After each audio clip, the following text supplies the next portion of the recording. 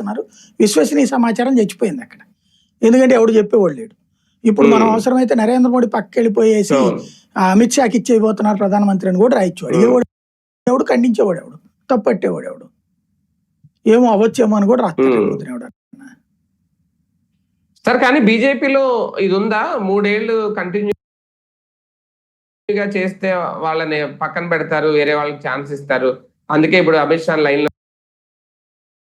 పెడుతున్నారు అనేది నిజంగా ఆ తరహా సిద్ధాంతం ఉందా? ఉంటుందా? 3 ఏళ్ళ 3 టర్మ్ల మీరు అనేది? అదే సారీ 3 టర్మ్లు. 3 టర్మ్లు అనేది అసలు అంతకుముందు ఎవరు చేశారని 3 టర్మ్లు? ఇక్కడ టర్మ్ అనేది ఏమి లేదు, ఒకటే గుర్తు. ఒక్కొక్క ట్రిప్ ఒక్కొక్కళ్ళు.